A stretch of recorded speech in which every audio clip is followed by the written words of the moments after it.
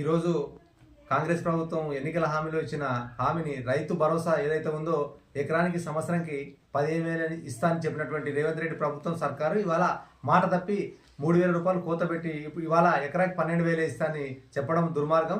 ఇది రైతులను మోసం చేయడమే.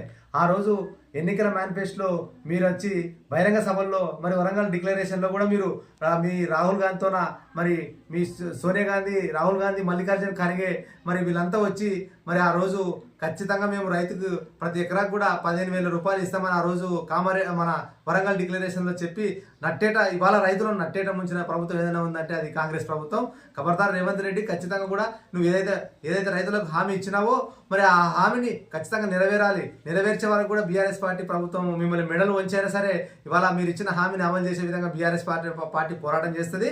మా వర్కింగ్ ప్రెసిడెంట్ కేటీఆర్ గారు కానీ మా కేసీఆర్ గారి నాయకత్వంలో ఖచ్చితంగా మీరు ఇచ్చిన హామీలు ఏవైతే ఉన్నాయో వాటిని అమలు చేసేంత వరకు కూడా మిమ్మల్ని వదిలిపెట్టామని తెలియజేస్తా ఉన్నాం. మరి అదేవిధంగా కూడా ఆ రోజు కేసీఆర్ గారు ప్రభుత్వంలో ఉన్నప్పుడు ఆ రోజు కేసీఆర్ గారు మేనిఫెస్టోలో లేకపోయినా కూడా రైతుల అభివృద్ధి కోసం, రైతుల బాగు కోసం మరి రైతు బంధును కానీ రైతు బీమాను కానీ కల్పించినటువంటి ఘనత కేసీఆర్ గారిది. మరి ఆ రోజు కేసీఆర్ గారు ప్రతి ఎకరకు కూడా 10,000 రూపాయలు ఇస్తానని చెప్పి ఇచ్చినాడు.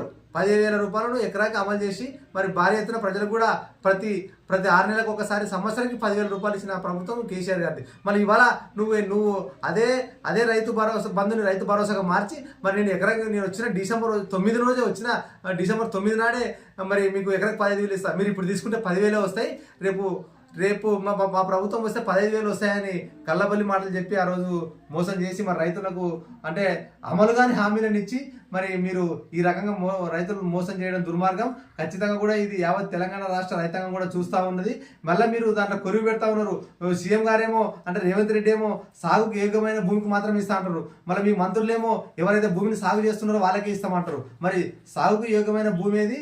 మరి అదేవిధంగా అంటే తర్వాత సాగు చేసిన భూమి మీద కూడా తేల్చాల్సినటువంటి బాధ్యత మీ మీద ఉందని హెచ్చరిస్తూ మరి ఖచ్చితంగా మీరు ఇచ్చిన హామీ ఏదైతే ఉందో ఖచ్చితంగా దాన్ని ఇంప్లిమెంట్ చేసేంత వరకు కూడా బీఆర్ఎస్ పార్టీ తరఫున పోరాటం చేస్తామని డిమాండ్ చేస్తూ హెచ్చరిస్తున్నాం.